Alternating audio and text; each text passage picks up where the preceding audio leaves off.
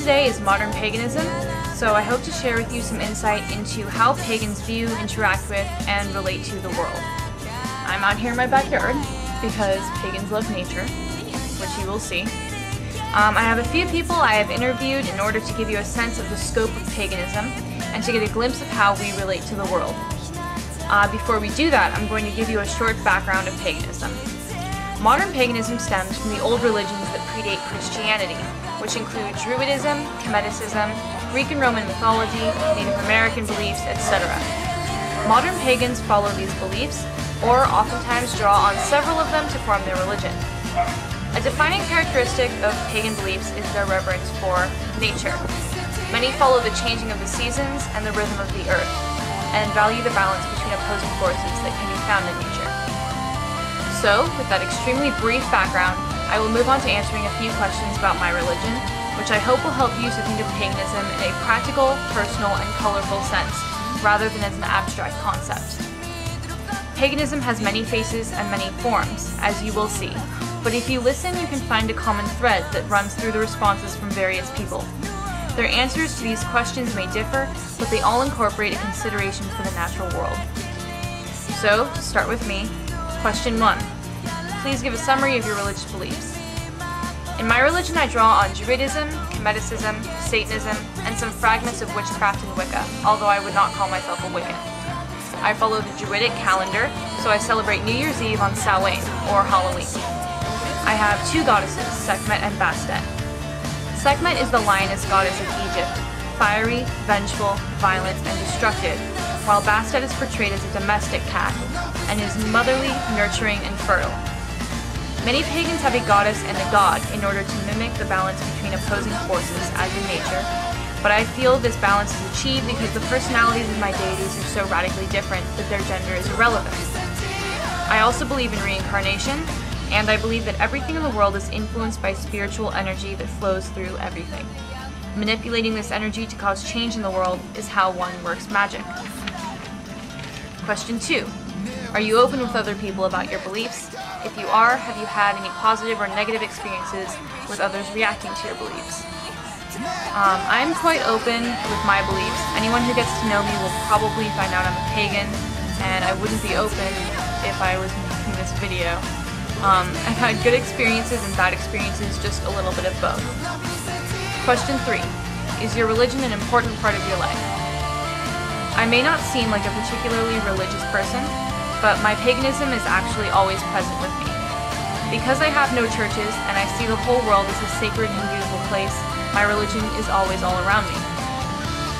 Question 4. Does your religion influence the way that you see, interact with, or relate to the world, and how so? My religion causes me to think of the world in terms of energy, how energies affect, are affected, or can be manipulated. I also am conscious of the world, the earth, the seasons, and how all of it fits together into this beautiful puzzle. So, there you have it, a basic rundown of my personal beliefs. I asked these same questions of a few other people that I know in order to further expand this concept of paganism. So, from my friend Daryl, who lives in England, he's sort of halfway a pagan. He's got a lot of interest in nature. So I asked him to give me a brief summary of his beliefs.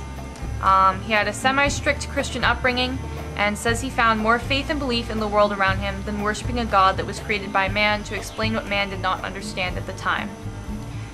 When asked if he's open with other people about his beliefs and what sort of experiences he's had, he said, just, it's all good to me. If it upsets them, then they have heard the truth. When asked if his religion is an important part of his life, he said not at all. So there's me, there's my friend Daryl, and now we've got a guest speaker, a very, very, very dear friend of mine who was infinitely kind enough to help me make this video and contribute some footage. His name is Sjoerd. He's a pagan and he lives in Holland. So he answered these same questions for me, and you'll get to see what he thinks about his own paganism.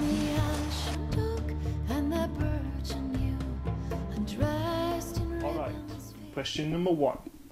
Could you give a summary of your religious beliefs? I think that my belief is a mix of Druidism, shamanism and Wicca. This is because I believe that everything is made from the 5 elements.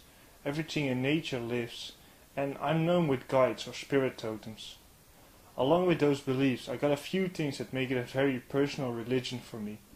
I believe there are 9 beings, named after 9 elements: air, fire, water, earth, sun, moon, life, death, and a spirit. These beings are actually guides for everything in life, but I call them my gods. I also believe in eternal balance. To live, there has to be balance among everything. This comes back on the 9 elements in which I believe. I'm also a believer of incarnation. Question number 2.